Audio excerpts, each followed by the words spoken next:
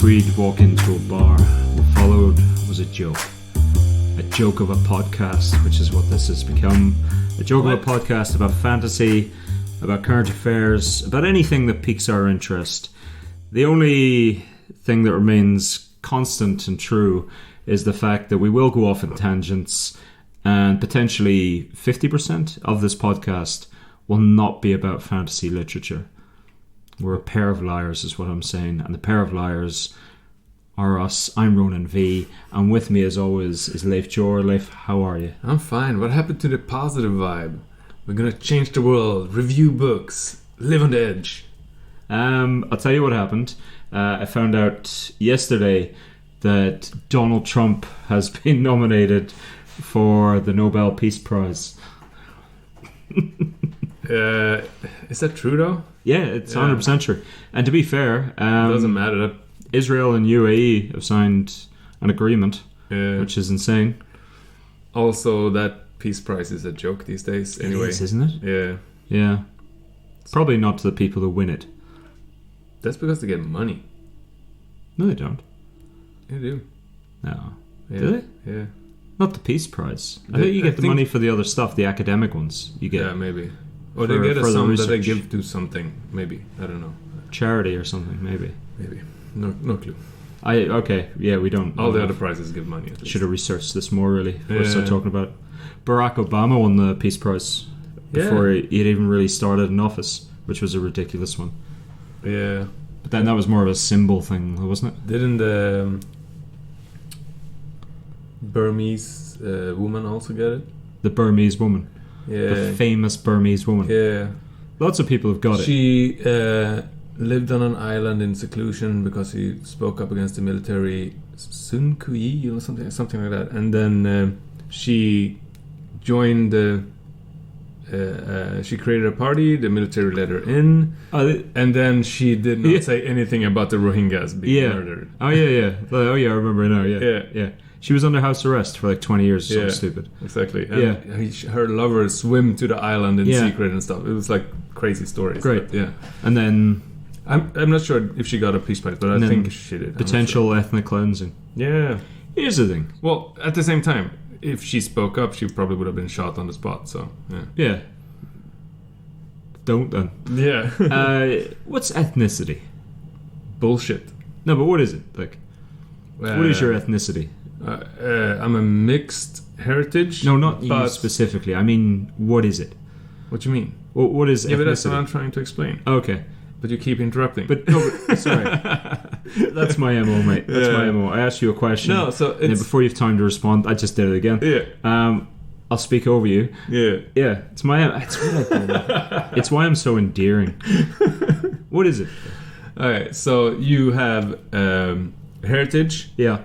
Cultural things you believe and pass on to your next generation, and then you have a broader sense of community within the place you live, right? Yeah. So there's like different levels of it, and I think ethnicity is the part with the heritage. So it's more cultural than like racial.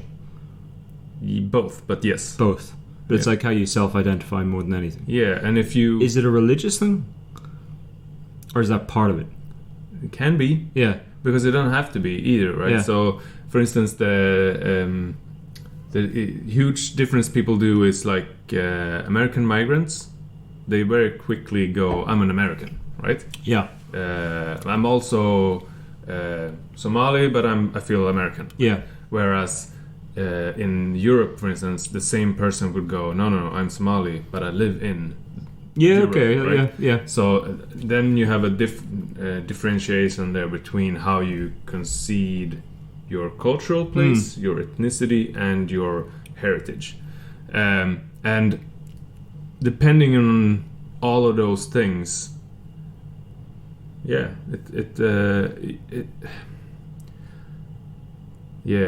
But then, of course, there is... I come from this haplogroup, or whatever it's called, in your DNA and stuff. And Haplu, that's a city in Finland. No, haplo is a base pairing, I think, or something. And you can trace through the DNA, so you can follow haplogroup. Haaplu. It's a place in Finland. Yeah, Haplu. It is a place in Finland. Yeah, I don't know. Do you want to bet? Finnish names is ridiculous. It don't mean nothing. Do you want to bet? Yeah, I don't know. You've been there, I know, but I'm pretty sure. Like I'm not 100%. I never am when I bet. No. You want to bet? No. You sure? Yeah, because you will always cheat out of any bet. That's why I don't cheat, man. Listen, if I lose a bet, I go through on that bet. Yes, but there's some caveats. Yeah. First of all, is there any leeway for you to wiggle out of the bet? No. What you say is leeway is me going, there's a loophole there, buddy. Mm-hmm. Yeah. No. If I lose a bet, I pay up on the bet. Yeah, that's only if you agree you lose. Well, you got to prove that I've lost. You can't just, arbitrary. You can have a majority stake here where 10 people go, Ronan definitely lost this bet. Like that bet. If I go, there's a place in Finland called Haplu, and then spell it, and you go, no, there isn't, and then we bet on it, we can just look it up, and if there is, I win. And then there will be Haplu with an E in the end, and then you go, no, that is the place. And I would go, no, it's not, because there's an E in the end. And you would go, no, that's the place I meant. But it has all the other letters, though, Leif. Yeah, that's the point. Here we go. God, I want to go back to the ethnic thing, because it was an argument I was having with somebody the other week. What was the argument? It was about the Jews and the Holocaust. Yep. I was saying it didn't happen. What? I wasn't. Is it too soon? No, I don't know. It's not that, but you need to preference that. No. I'm not racist, and this is ridiculous and bullshit, and only make jokes with like that with people who know you. I can read your face and see you. Basically, I was saying it was genocide, but it wasn't ethnic cleansing. But it was. But it's a religion, not an ethnicity. Okay, so but that's where I go. It can be so many things. Yeah. So I was saying what happened in Rwanda. That was ethnic cleansing and genocide.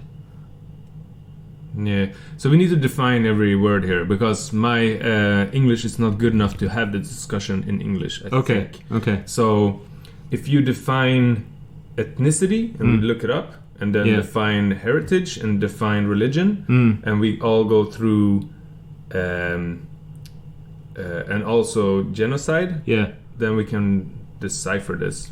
But I think it's too easy to just throw out words and go, this wasn't. Yeah. I guess thinking about it, if it is genocide, then by its very rationale, it has to be ethnic cleansing. Yeah, like you kill enough people and from the same group, it's going to be... Anyway, lighter tone. I do go through I do pay up my bets, and I'll tell you how I know this. Because I'm currently halfway through Gideon the fucking Ninth. Why would you? Well, because I lost the bet. What bet? Don't be. I lost the bet, mate. All right. That author, who I can't remember now, Ben Arnautovic. Yeah, the amount of books. Has about 1,000 books apparently. Yeah. So I lost that bet, and that's fair. So I haven't finished it. So you haven't. Do you know what it's literally done? For 4 days after that bet happened, I didn't read a book in 4 days. I don't go 4 days without reading a book. But there was 4 days where I did not read a book, just because I knew the book that I had to read was Gideon the fucking Ninth. The anticipation of it made it so you didn't want to start it, because then it would be over? No, the blurb. Right. Well, briefly. Yeah. I'm only halfway through. Okay. It's quite readable. The author who wrote it knows how to write. Okay. Like her prose, I think it's a she. I can't remember now. I think it's just one of those, like, you know, when you read a book, I think we've said this before, sometimes women write differently, or you perceive that they do. Sometimes you read a book, and in your head you're like, "Oh, a woman wrote this," and maybe that's I never sexist. do that. Yeah. You don't? No. So that's that's why I get surprised most of the time when I see a picture on the cover of the book or something. Because I look at the name, and if it's not 100% this is a male name and this is a female name, it could be either way for me, because I don't... Yeah, I never think about it. Really? At all. Like, it's...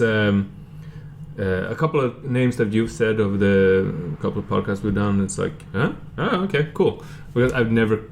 It doesn't factor into the story in my way. No, it doesn't factor into it, but it's just I'm aware of it. Like KJ Parker, for the longest time, I thought KJ Parker was a woman because it read like a female author. Okay, so for me, it was just the name. Yeah. And when I said the name in my head, I'm like, yeah, sure, female. Yeah. Name. But it could have easily been anything else. It was just the first thing I saw and thought, and I never thought about it again. The flip side of that is Robin Hobb. Yeah. For the longest time, I thought Robin Hobb was a dude. Yeah, same. But whenever I was reading the text, I was like, God, for a dude, he writes like a woman. Okay. I can't explain it. I really can't. Maybe it's sexist, whatever. But genuinely, so Gideon the Ninth. I cannot remember the author. I can look it up. Should I? I don't know. You look it up. Okay, it's a hyped book. People like it a lot, apparently. Okay. I'd say the prose is good. It reads very well. What's it about? The world building... It's such a weird thing. Tamsyn Muir. It's a woman. Tamsyn is a woman's name. Unless you're a dude with Tamsyn as maybe. My practically not brother-in-law. I have a girlfriend, not married, but brother-in-law, whatever. Is called Marion, and he is a manly man, but with a very girly name. Hope he doesn't listen to this because he's a tough like Czech lad. But yeah, the world. How do I sum it up? What is it about? So basically, it's a weird thing. You've read Dune, right? Yeah. For whatever reason, this book reminded me of like a shitty Dune.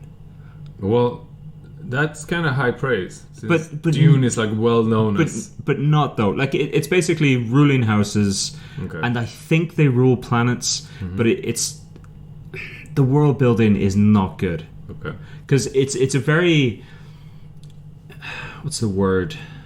It's a very self-contained initially. It's about different ruling houses basically, and they're coming together because the emperor blah blah is going to choose a new successor. Space. It's a space story, but it's still fantasy. It is, but it doesn't really feel like space because it feels very enclosed. And then they talk about a ship, like a spaceship. Yeah. But then there's swords and necromancy. So is that like Dungeons and Dragons? No, spaceships that I hated. It feels like Dune, but not really. Okay. Like it's a weird thing. Like, sorry, I'm struggling with this one because here's the problem. Okay, it's a decent book. You're reading it, and it's in the blurb. She talks about her dirty mags. Okay. Magazines. Yeah. And you're like, why? Yeah, like, why? There's no fucking point for your dirty magazines. Not only that, but you haven't explained to me how printing presses work here. Yeah. And if it is a space-going race, why they're still dirty, bloody magazines. Also, when you're talking about the first place where they are, which is Gideon of the Ninth, it's the Ninth House, and they deal with necromancy, whatever. Yeah. But when you're talking about that, everything that I get from that is it's like a citadel. Yeah. And that's it. Like you don't tell me how they make their money. And maybe it comes later. Maybe I just haven't got there yet. And fair enough, I'll hold my hand up. The world building is shit.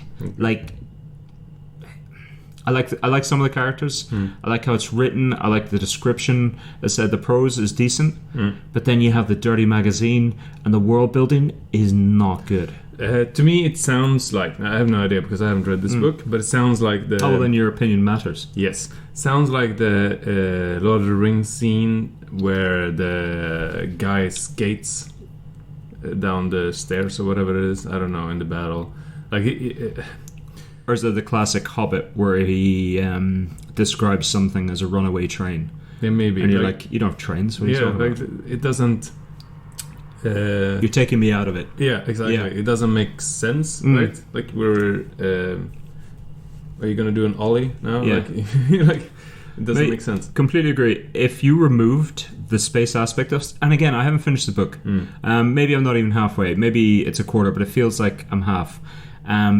If you removed the space aspect, and it was literally that's their citadel or town or whatever, I think this is a better book. Okay. If you got rid of the fucking dirty mag, and I for the life of me, because there's other ways. It's basically about this Gideon girl who doesn't want to be. She's a foundling, placed in the house of the Ninth, whatever. Brought up, she hates them all. She wants to get out, and it's about her, and like she's a bit of a rebel and whatever, and they hate the fact that she likes dirty mags, or at least one of the characters does. But it's like, why the dirty mags? And I appreciate it makes a good freaking blurb. It makes a good line. Gideon wants to see the stars with her sword. She wants to get out of the house with her sword and a dirty mag. Fantastic. So, is it edgy? No. Like the blurb sounds edgy. Gideon has a sword, some dirty magazines, and no more time for the undead. That's it. That sentence makes me not want to read it. Precisely.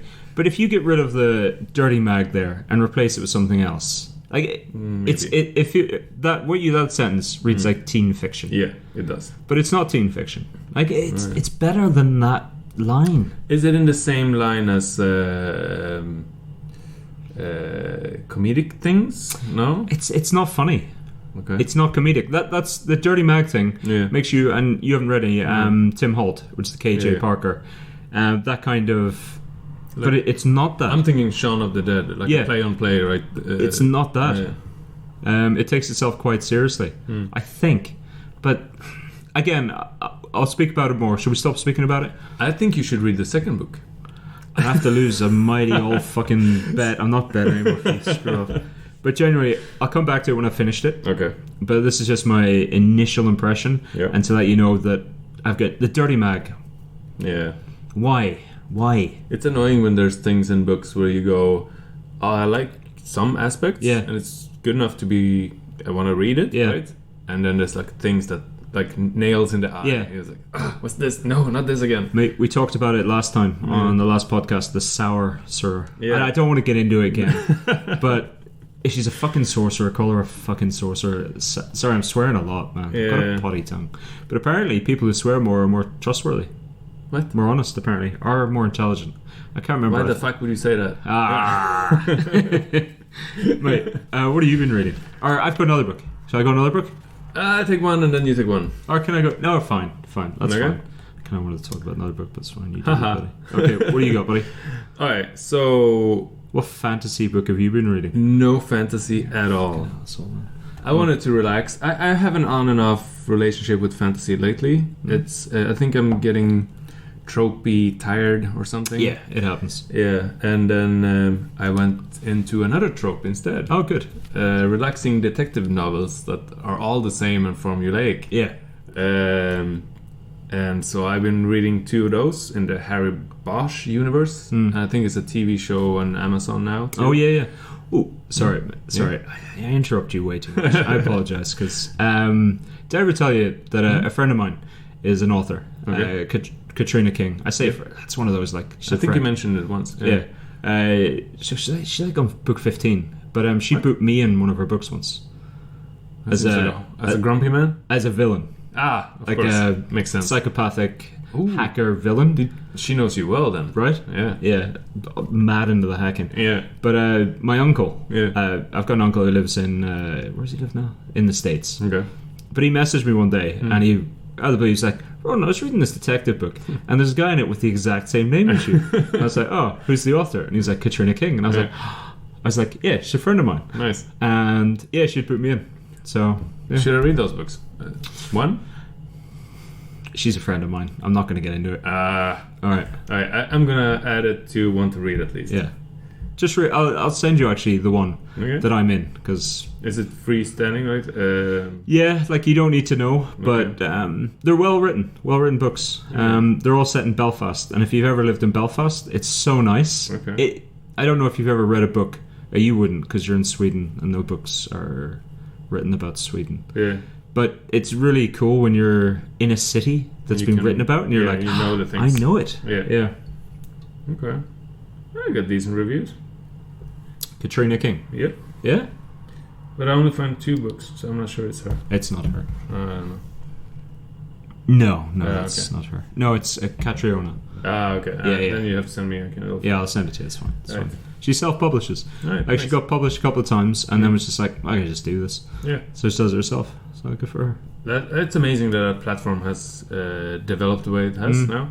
And Get a lot of shit fantasy books, though. yes, you can tell by the cover. Cantrell? You quite like him. Who? Sebastian Cantrell. Oh yeah, I You're- like those books. Yeah, I definitely like those books. Yeah, go on. What was it called? Something Emperor's Cloak or something? Emperor's Blades? Emperor's Cloak? Something like a Yeah, Blades or Cloak. something. I think Cloak, yeah. Yeah. Might be, yeah. Anyway, I read the Harry Bosch books, and Yeah. I'm on book 13, starting on 14, and I think it's like, I don't know, 10 more books before I'm caught Wait, up. you're on book 13, starting on book 14. Yeah. So you've read 2 books, and you're going in reverse order. Yeah, I skipped a book. This is so annoying. Okay, so I read 13 books, and I missed book 11. Okay? And- okay. Yeah. So And- you're on to the 13th book you've read, but it's book 14, and you missed one. Wait a minute, I don't know. Yeah, okay, anyway, go on. Sorry. Yeah. In all the books he's written, he never spoils the previous story. He mentions things and like the characters come and go and Yeah. stuff like that. But in book 13, he spoils book 11. And then when I went back, I was like, oh, I missed book 11. I need to read book 11 Yeah. too. No. Right away, I knew what was going to happen. Oh, shit. It was ridiculous. I never, it was horrible. I'm like, okay, so I have to skip a book. Anyway, it's, they're very rewarding in the payoff. Yeah, okay. Like all detective novels are, kind of, when everything comes together, Yeah. you solve the case, whatever. And they're pretty good. And then I also read Mr. Mercedes, Oh, okay, okay. who is the exact same type of book, but You it's didn't Stephen read King it, though, version. did you? You didn't read it. No, You listened. I listened to it in audiobook, and that was horrifying Yeah, okay. because Mr. Yeah. Mercedes is, let's say, deeply disturbed, Yeah. and in a King kind of way, Yeah. and he pushes the boundaries a bit more than Michael Connelly, who writes the Harry Bosch books, Yeah. and Stephen King. Mr. Listening- Mercedes, isn't it?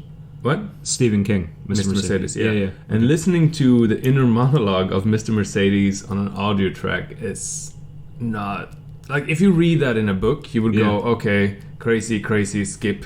Yeah, Crazy. okay, yeah. But in an audiobook, you have to listen to all the crazy things Yeah. he says in your head, Okay. and that was not pleasant. Because he describes the things you want to do, and it's not. Okay. Yeah, but at the same time, it's it was only a part of the book, and once you got past it, it was better. So, and it was actually a pretty good book. Okay. I'm Would gonna- you recommend it to me? Mr. Mercedes. Yeah. Yeah. Do you recommend it to everybody? I think so. I think the Okay. latest Stephen King books have been better and better and better. Okay. The Institute was really good. Mr. Mercedes was good. The 11 something 63 or whatever it is, the Kennedy one was good. I'm not a big Stephen King fan, man. No, I'm not a big fan. I loved Stephen King when I was 11. I read my first, I think. Okay. Maybe 10. And it was one of the first instances of magic for me. Okay. So Firestarter. I read Firestarter when I was really young, and he paints a pretty picture, and she has ESP and can start fires, right? Yeah. And for me, that was mind-blowing. I had not read almost any fantasy Yeah. before then. And that was awesome, and I thought it was the coolest thing ever. But yeah, I was tiny. My problem with Stephen King was my mother had read all Stephen King, Mhm. and I said, "Oh, I might read a wee Stephen King," and she was like, "Well, the problem with Stephen King is the fact that all the stories are the same. A group of people come together in a small American town. One of them has godlike powers, and they fight an evil." And That was true before, not yeah. now. Oh, sure, but this was Yeah. like my mother's old, Yeah. and this is a long time ago, and I was like, "Oh, okay." And then I read one of his books and went, "Oh, that's what happened." Yeah, so I was a bit down. Yeah. And I didn't like the Dark Tower series. No, I haven't Continue. even read them because I Yeah. hate cowboys. Oh, okay. Good for you. I don't. It's never been interested in Okay. that period of time at all. Yeah, okay. Except for Deadwood. Deadwood's cool. Okay. No, I'm definitely recommending it. I'm probably gonna read book 2 and 3 of the Bill Hodges trilogy, just to see what happens. So yeah. And who is Mr. Mercedes? The main evil protagonist. Is his surname Mercedes? No, he's been called that by the media. Is he a serial killer? Does he kill people in a Mercedes? Yes. Interesting. I thought it was a Mercedes. No, I didn't. Yeah, I've seen the TV show. Okay. Would you recommend that? The TV show? Man, it has Brendan Gleeson in it. Who? Brendan Gleeson is an Irish actor. Everything he's in, he's gold. Okay. He's gold. I'd recommend anything that guy ever does. Doesn't do bad stuff. Yeah, I would. All right. Nice. Good. Yeah. So no fantasy. What you been reading? So I've been ploughing through, although I'm not sure I'll finish it, but I don't think it's the sort of book you need to finish. You can come back to it. Simon Anholt, The Good Country Equation. Okay. So he's the guy who came up with the country brand index, which is basically treating a country like a brand and indexing it, like which country comes first in certain things, but treating them like companies, essentially. Yeah. I used to work in marketing, and we used to get this on a yearly basis when it was published, and we'd go through it and whatever. I didn't realize he did it as a altruistic sort of countries can be better, and I'm showing that's why he did this. It wasn't a marketing practice. Yeah. In a sense, he was like, countries, you're doing this bad, you can do better, because a large part of it is just being able to put it up front and so it's countries rank other countries. Okay. So it's how do Mexicans view the US? Okay. How do Danes view Sweden? Oof. You know what I mean? It's that kind of thing. And and in the Good Country Equation, he goes on more about it. And one of the things was with Mexico and the US. The Mexicans, US has never really looked upon Mexico that favorably. Okay. But Mexico used to look upon US quite favorably, more than you would imagine, going by media. But since Donald Trump, I think, how do you look upon US? The US was I think it was 12th country out of X amount. And now it's bottom since Trump. So it's that kind of thing. No wonder, though. Yeah. No.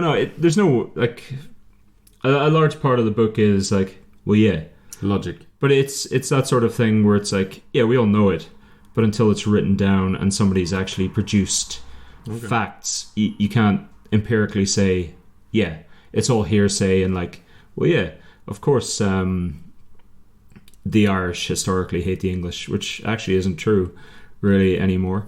It's more of a jokey thing, but that type of thing, that stereotype, but actually backing it up with figures, and then you can go, that is true, because where do you get his figures from? So sample groups, the same sort of people who do polling and things. How big sample groups? It depends, because he started off quite small, and obviously the more companies that got involved in this, the more countries that got involved, it's grown. So typically I think it's a 2,000 sample group, but they take it from the entire diaspora. Yeah, so all age ranges, all incomes. So it's a good sample size, and of course the country's a little bit bigger. The problem with the book is it's a good book, and a lot of his ideas are good. Sounds dry. It's not that, man. It's a lot of it is I don't want to come across as amazing, but I did this amazing thing, and no, I'm not amazing, but it's a lot of that self-aggrandization, but also I don't think he means it, because he seems like a genuinely, I want the world to be better, and we can be better. It doesn't seem like this book is a marketing tool for himself, but it also, that's the way it comes across. But it's good. It's just you reading into it. I don't think so. But it's good. It's good. Did you learn something you couldn't have learned by just an article about it? No, it reads. I don't know if you've ever read. There's a number of columnists I like, and occasionally they'll release a book, and it's basically just a compilation of all their columns together. It reads like that. It reads like he's been writing columns for The Independent or something, and then all together, because it's lots of little stories. Like, I went to Australia, I spoke to the Australian government, I did this, but they could have done this. Okay. The main takeaway from it is short-termism. Yeah. The problem with governments is they don't worry so much about the country, they worry about getting into power next time. Yep. And that's why we need dictators. Yeah, a benign dictator, absolutely. But that's the takeaway. And it's not a massive revelation. No. Of course it isn't, because we all know that is a fundamental problem of democracy, is the fact that, as I just said, parties, they're only in there for 4 or 5 years. Yep. So the majority of that is planning how they can get back in. I think it's interesting now where one of the founding principles of democracy is that if you lose, no matter how angry you get, you accept the loss and walk away. And that might not happen in the next election in the US. It's going to be interesting, buddy. Yeah, it's going to be interesting. That is basically... Just to be clear, though. Without that, it doesn't function. Yeah, just to be clear, if he loses, though, you lose your bet. It's not whether or not he leaves. Just to be clear, I can see yourself this trying is a loophole. I can see yourself trying to preemptively squirm your way out of that. If he's still in the White House, I win. No, if he loses... For those who don't know, we have a bet, whereas I put... well, let me put this in another way. So we had a bet. I bet on the behalf of Hope. Why does always you come out in the top here? I don't know. You bet on Donald Trump. Because it was the logical thing to do. He was leading and had a... His popularity. Historically, it's very common for the incumbent to stay on. And this bet was made pre-corona, right, where he went nuts. Yeah. But he might still win, and it's we'll see. But a bet is who's going to be winning, Biden or Trump? Yeah, the bet was who wins. Yeah, not who stays in office. No. If you're in the office, even if you lose, I win. No, that just means he's a bad loser. Yeah, he's lost. No. He's still running the country. If Biden wins the popular vote, he wins. Never do a bet with Ronan. This is what will happen. Bullshit. Man. Don't do one with Leif. Where he's actively hoping that even if Donald Trump loses, he stages some sort of military coup and stays in power. A couple of media pundits that I follow has started warning for revolt and unrest on the streets, because there's a scenario where... So at the moment, Trump is down by, I think, double digits in most places. Yeah. And... but I think more of the Democratic voters will mail in their vote. Yeah. So there might be a scenario where Trump will win on the election day, and when all the votes are counted that are mailed in, he will lose. Yeah. But won't accept that loss, and they will go to court, and we won't have a president until next year, 2021. And that interim time will be a shit show where you might see the beginnings of a civil war, and that's ridiculous. That's because the people could happen. Yeah, because I think it's still a off chance, low percentage. Yeah. But the people on either side have guns. That's a problem, and then you can't make them back down as easily, right? Yeah. That's the same problem. It was we don't want to wear masks or something. People that were demonstrating and walking around with guns into the Capitol building. Yeah, because the cops don't want to escalate, so they can't stop them until it becomes actively dangerous. It's ridiculous. I'm sure there are gun owners out there who are sensible and law-abiding and just use them for hunting or whatever. Mm-hmm. But the simple fact is, if you can't trust everybody, you can't trust everybody. Get rid of guns. It's absurd. But then you end up with China, India, in the mountainous regions. You still have an army, mate. Yeah, and they kill each other with sticks and stones and push each other off the mountain. It makes it a bit easier having an AK-47 or whatever. Yeah. Yeah. You know. I think it's kind of cool that both sides did not bring guns. Who? India and China. Oh, okay. There were shots fired. Yeah, that was later. Yeah, okay. Yeah. But, anyway. The world. Anyway, what are we talking about this week? Oh, I've got another book. What book? So this is a weird one. So it's not a weird one. It's just I think we were talking last week about female authors. Okay. And how you know they're female authors. Fucking right, female authors fine. One of my favorite female authors of all time is Katharine Kerr. Okay. Yeah. In the Devery cycle. Have you ever read it? Yeah, I'm not a huge fan. Okay, massive fan. She's great. Another female I read author. the first 4 or something. Oh, okay. Yeah. I think it was 15. Yeah. And then she's just released, or I think it was a while ago, but I finally got around to it. Karen Miller is another female author. Right? I liked her first couple of books. Innocent Mage and something Mage. Yeah. I was a fan initially. Why? Quite decent. No. Anyway. Yeah. Same sort of trope. This doesn't happen all the time. It's happened in this book. The Sword of Fire, Katharine Kerr. It's the Justice War, I think it is. Okay. She's gone back to Devery, her original thing, but it's a number of years in the future. It follows 2 women, Davina and Alicia. I like a lot of this book. My God, I freaking hate the 2 lead characters, the 2 women. Why? It's the same thing with the Karen Miller done. It's that... It's hard to describe because I'm a man, but it's like all men are fucking idiots, apart from these 2 women, and men are just controlled by their dicks, and they're just so it becomes single-minded, but in the opposite. Yeah, and I don't know if you can be upset about that. Making a point for that? No, because she's written so many books and so many strong female characters who aren't just annoying. Harpies, that's the word. And fine, whatever. Email me. Is it a signs of the times, though? No, it isn't. Because you can write a strong female character who's just definitely. a strong female character. Yeah. That's fine. But when you have... I don't want to say Harridan. Karen Miller did it. Like, where they just became little Harridans who just complained and just were like, you terrible people. So I read fantasy for action. I want them to be heroes. I want them to do decisive things. Right. Not gossip and complain. That's it. That's what Karen... Maybe it isn't. Is it Fiona McIntosh did it? And them being male or female doesn't account for that. I just want... a good character.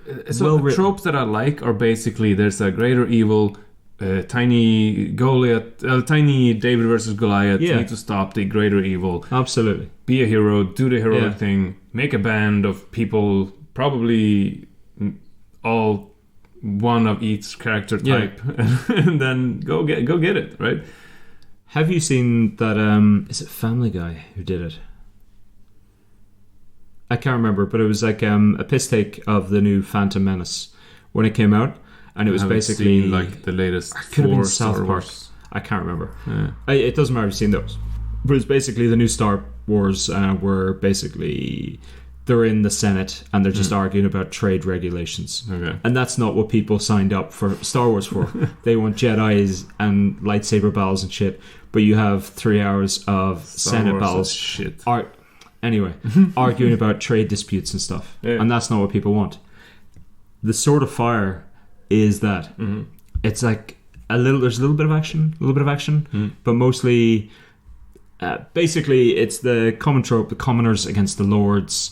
It's the sort of turn of the century. The commoners want more power. The lords are saying you can't have it because God has willed it, but then the commoners find a little bit of paper that say, well, actually we had this before, and then the lords are like, well, you prove it. And they're like, okay, we will. So they go off on like a little treasure hunt, but there's lots of politics involved. So none of it's that interesting. If I want to read a story like that, you read a story about a real Union rebellion thing, and then you actually get a cool historic lesson and you get a real story. See, I don't mind it. But in a fantasy setting, nah. I don't mind it. Like, because George R.R. Martin does that a little bit. Where it's like there's a lot of politics involved, there's a lot of machinations involved. Yeah, but there's also actions. There does. You have to have more. In this, there's too much of it. Like, just not enough happens. And she'd started to do it like in her last couple of books in the Devery cycle. I noticed where it was more just the machinations, not enough action. It's rolling the ball forward. Yeah. I was so disappointed in this book. I wouldn't recommend it to you, Leif. I wouldn't recommend it to anybody. And I love Katharine Kerr. I've lately... I read less fantasy now than I used to. I still read, I don't know, 10, 15 books a year or something. Yeah. But it used to be 40. Yeah, sure. But it's too many semi-good books where I might as well read the best sci-fi book ever, because I haven't read those before. But is that because you've read all the good ones? Maybe. And now you're just waiting? Yeah. Yeah. And like the Rage of Dragons. That was one of the best new books that come out in 10 years? Yeah. Or something. Which one was like Rage of Dragons? The guy that your lad who... No, wait, what? Which one is it? It's your guy who went into the demon world to become better swordsman. Yeah. That was bloody good. Yeah, it was really good. When's the sequel coming out? Soon. Oh, okay, really cool. soon. Nice. In a month or so. Joe Abercrombie's new book's out soon. Can't you just release it now? I haven't read its last 5 books. I love Joe Abercrombie. Yeah. Anyway, Katharine Kerr, Sword of Fire. The two protagonists are just... They're super annoying. They're just not good. And Katharine Kerr can write amazing. Oh God, what's her name? It's gone. It's gone from my head. Basically, through that entire series, it's strong female characters. She writes them beautifully. Yeah. These two are just all men are stupid. We're smart and fine, but no, I really did. Most disappointing book I've read this year. Really? Yeah, because I love Katharine Kerr. Okay. I'm a big fan, and this has disappointed me. You let me down, buddy. You let me down. I think I'm starting to think, what's the worst book I read this year? It's hard. It's not the worst book I've read, but it's the most disappointing. Okay. I've read reading Gideon the Ninth, man. Made me read that. It's fine. So, Leif, this week, we're going to delve just a little bit, dip our toes in, no more. Okay. Is that even possible? Just the tip. Magic systems. Okay. And not so much, we're not going to talk about every magic system there's ever been. Yeah. You've got one or two, I've got one or two. I got 0. But I'm going to But I'm going to speak in general terms about what kind of things I like when it comes to magic. Okay. And not like. Okay. That's not what we discussed, but cool. Yeah. No, that's cool, man. That's not what we discussed. No, because... That's fine. Going off script. Isn't that what I always do? Well, tangential diatribe, fine. But also... Anyway, I've got a couple of magic systems that I really like, which are a bit different. Yeah, but that's... Okay. So... What's your favourite sort of magic system? Why did you say sword? Well, just, in general. Okay. Magic system that you like. Sorry, I asked him a question. He started to respond, and I went straight back in. Classic Ronan. Yeah. Come on, mate. By that I mean, if you're reading a fantasy book, what sort of magic involvement do you want? As little as possible. Same. Yeah. Absolutely the same. I want it to be there. Yeah. I want it to be in the background. If there's I don't want it to be overpowering. I'd rather have a trickster magic thing that does very tiny things but gives them that slight edge if you use it clever. Or I like the traditional Dungeons and Dragons. I throw a fireball and that's it, basically. Because that can also be used in clever ways because it's so well known. But here's what I want to talk about magic systems in general, and that's there should always be a cost. Yes, that is, Yeah, and a lot of new fantasy doesn't have cost. Jenny Lyons. They just have powers. Yeah. They're like superheroes. Yeah. And there's none, I got a little bit tired. I drink an energy drink and now I can throw hundreds more meteor spells. Yeah, sure. It doesn't make sense. So, and what you do is, in the Dungeons and Dragons world, is you give them, you have this amount of spell slots until you sleep, or you need reagents, or you need something to limit the power of the mage, right? For instance, in Dragonlance, you have a super overpowered mage but he's so frail that he can't use it almost ever. It's destroyed him. Yeah. So whenever he uses Raistlin, he gets enfeebled for a while. And stuff. And that makes more sense, and it makes it an interesting plot device. And I like that. Then recently there's been a lot of magic systems that have a, let's say, science base or something to make it more interesting and different. Okay. So Brandon Sanders does a lot of these things, right? He builds a system, and he's a magic system god. He is. He creates a new one for every book series. Yeah, and they're all fantastic. Yes, but it doesn't mean I like them. Yeah? Because it's the same thing there. Like, he has a clever idea, plays with it, but goes too far. You think? Sometimes. But at the same time, I haven't read all his books. But I tried, what's the new huge series he's doing? The Way of Kings. Way of Kings. Shards. I started reading that book and right away hated the magic system. Really? That magic system's good. Probably later on. Yeah. But in the beginning, it's ridiculous, and they are superheroes. I might as well be reading the X-Men. Yeah, okay. Yeah, I can see that point, but yeah. So but at the same time, this is a preference for me. So sure. I almost always like coming of age stories or growing into your powers, school environments, monasteries, something teachy. Yeah. To build up the power. That's the whole first book, in my opinion. Almost always. It makes it awesome. Because then you can justify the increase in power, right? Yeah, okay. But when books start out, guns blazing and fireball throwing, I'm like, Yeah. And then where do you go from there, right? Absolutely. And especially if there's no cost. And what Sanderson does sometimes is he introduces a cool, different system that's never been done before, kinda. But it's powers, man. It's basically X-Men's. I don't know. It depends which one you're talking about. Definitely not the Mistborn series. No, that's the one I like. Yeah, because that's good. Yeah. As for the shards, you do learn later on that there is a cost. 5 books down the line. Well, you know, there's a payoff there. There's a payoff. I don't know, man. I don't know. So what's your good systems then? Well, very much similar to you. I like a magic system that is in the background and isn't the main player. So like that's why I love Joe Abercrombie. There's magic in his books and it pops up every now and again, but the cost is very high. It's not really worth it. Yeah. You know, it's also a reason why I really love Discworld. And Rincewind is brilliant.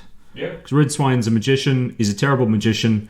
He has one spell stuck in his head, but that spell's so big that he can't have any other spells. Yeah. So what do? You're a magician who can't do any spells. And that's awesome. And that's a plot device. That's cool. So, you know, that's you know, look at people I like. You know, like David Gemmell, my favorite. His magic is almost non-existent for a large part. You know, he's the Sipster Sea Stones, whatever. I won't get into David Gemmell, not again. I'm impressed. That was the shortest Gemmell spiel I've heard you ever say, and it was only 5 sentences. I can get into it. Yeah. There's 2 magic systems which I'm going to talk about, which I love. One, David Farland, the Rune Lords. Mm-hmm. You must know David Farland, the Rune Lords. Let me look up the cover. Okay. The Sum of All Men, things like that. The Wyrmlord, or whatever you can say. It doesn't ring a bell at all. Okay. It's basically... So, if I can... No, I haven't read them, I think. No, you should. So basically there's 2 different types of magic in his thing. Okay. There's the Elementals, or Earth Wardens, which basically are 4 main earth, wind, fire, and water mages who just have that in them. Okay. And they control the elements, but it's done in a really good way. Like, and there's a serious cost there. Like, water mages eventually turn into carp. What? It works. It would be better if they eventually drown. It works in the book. All right. Why turn them into fish? Anyway, it works in the book. Okay. But then the main thing is blood metals. Wait. Wouldn't it be better if they drowned? Eventually you will drown? They turn into fish, mate. Like, just deal with it. Basically, the other one is Rune Lords, where you have Rune Lords and Dedicates. And they found this mysterious metal, which can transfer property essence from one person to another. So sight, smell, voice, will, different things like that. But it's done in such the magic is such an intrinsic part of the world that you have this. So Rune Lords, they have Dedicates, but then other people have assassins to assassinate the Dedicates, so you lose that power. So the Rune Lords have to then build massive keeps for their Dedicates and put Rune Lords in front of them. Kinda sounds interesting, but at the same time sounds bad. But also the Dedicates, they have to willingly give it up to them. So you can't coerce somebody. Sounds familiar. Right? You can't coerce somebody and do it. But what you can do is you can get like a couple of hits of glamour and voice. So then you can say to somebody, "Oh, you should give that to me," and then they go, "Oh, of course I will," because you're glamorous and your voice is amazing. And I love it. It works so well. It gets a bit ridiculous towards the latter half of the series, and we're still waiting on the final book about 20 years later. I recognize the 8th book's cover. Chaos Bound? Yeah. And I can't... It's a very generic cover. Yeah, no, but I really recognize that. But I've probably seen it in a shop or something. Yeah. It's done very well. Okay. Like there's giant freaking ants and stuff as well and blah, blah, blah.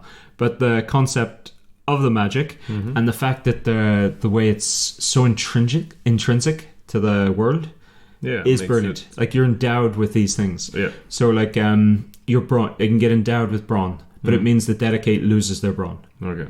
So they become feeble and you got to take care of them. So like only the rich can really afford this. I'm pretty sure I've read one of these books. You will have done. Like you can't read fantasy for as long as you have and not read one of these. But it must have been like in the 90s or something. Oh, okay. Yeah. So when was this released? It's very well done. Yeah, 99. I like it, but also if you have massive brawn, it doesn't mean your bones are better. So you need like an element of grace to use your brawn better. So you have to be balanced. Okay. And it's just done very well. Big fan. That's the Rune Lords. David Farland. David Farland, please, for the love of God, release the final book. Nope. It's been like freaking 20 years or something stupid. Right. The next one, and this is the one I think you might find this one interesting. Okay. Is Blake Charlton. Who? And the Spellwright series. Oh yeah, I have that on my Kindle, I think. Okay.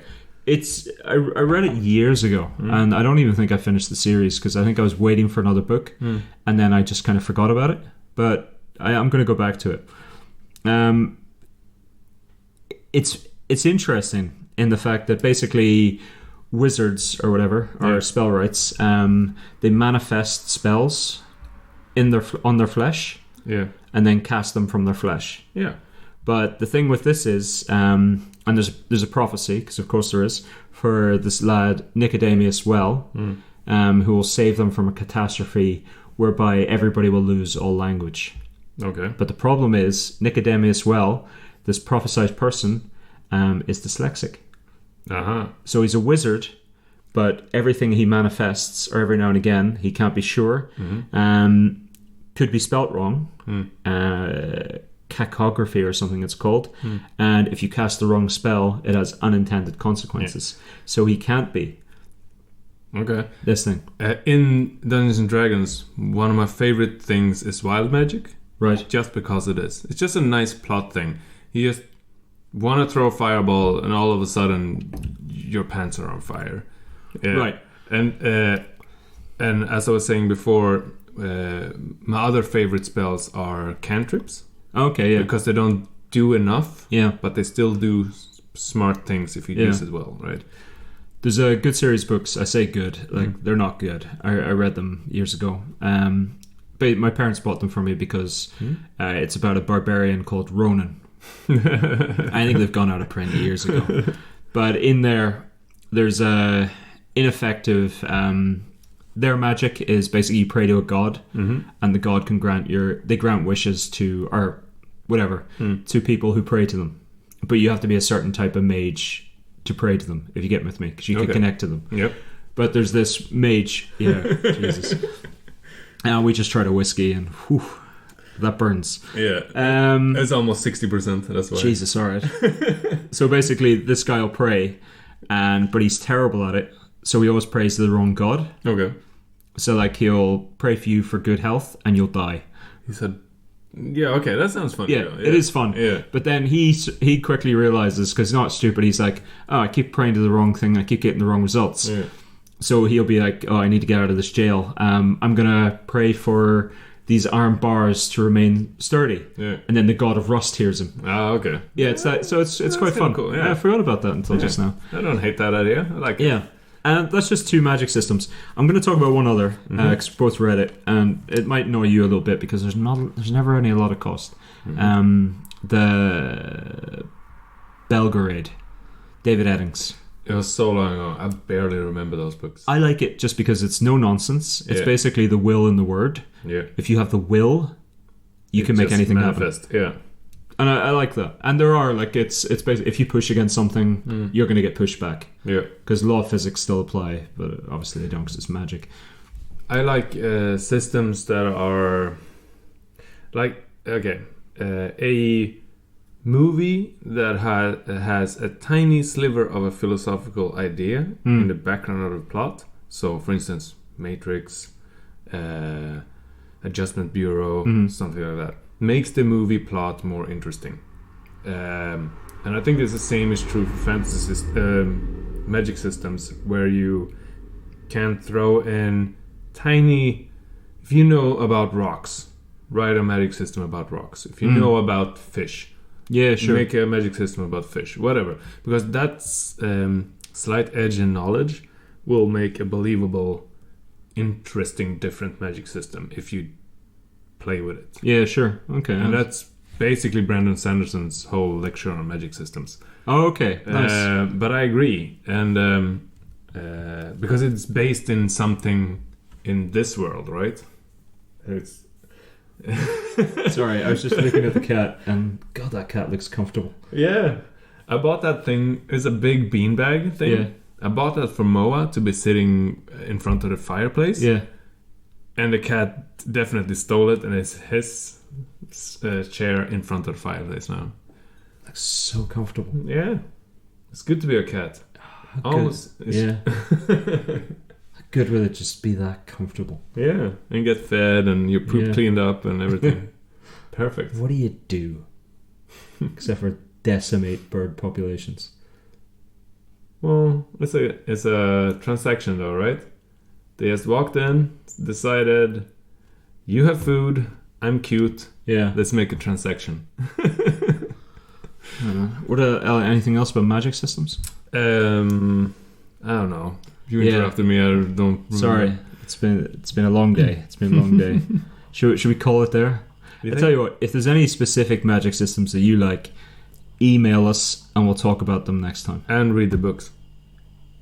Let's We've probably read the books anyway. Yeah, that's true. Next time I'll finish reading Gideon the Ninth. Ugh. And recommend it to me? I wouldn't right now. I wouldn't really recommend it to anybody. Again, it's well written. Why? I won't be reading fantasy for a long time. Why? Because Cyberpunk 2077 is coming out, and I need to catch up on Cyberpunk. Okay. So I read all the classics. I read Monolith Overdrive, Neuromancer, all of those. Cyberpunk-ish things. You read Michael Connelly? Which ones? He's the guy who did Carbon. Yes. Yeah. But he did better ones. Okay. I think it's Michael Connelly. No, it's not. It's Ford. What? Isn't it? Okay, now you lost me. Yeah, now I'm just saying words. Yeah. Anyway, I googled basically what to read before Cyberpunk. Yeah. And I've read all the things that they recommended. Okay. Except Snow Crash. Right. By Neil Stephenson. Okay. So that's probably my next book. And then... Okay, next time do you want to do Cyberpunk? Yeah, sure. Okay, next time we do Cyberpunk. It's fine. Okay, what you gonna read? Have you read Neuromancer? If I what? Have you read Neuromancer by William Gibson? No. Should I? Yes. Was I meant to? Yeah. When? It's a classic. Was I meant to have read it? No. Okay. But Right. you should have, because it's such a well thought of book. Okay. At least, and I remember it fondly, but I read it when I was young. I actually think I might have to reread it because I'm pretty sure I didn't understand things when I was reading that shit. No, you generally don't. Yeah. Next week we'll do Cyberpunk. Cyberpunk. Right. Getting ready for Cyberpunk. Okay. Alright, so I will watch what Android Dreams of Sleep? Electric Sheep. Electric Sheep, yeah. Yeah. Okay. And read Snow Crash. And maybe Battle Angel Alita or something. Okay, I'll read the Richard Ford or Michael Connelly. I can't remember what he wrote, but he wrote some good stuff. Okay. I'm going to read that those. guy. Yeah. Yeah.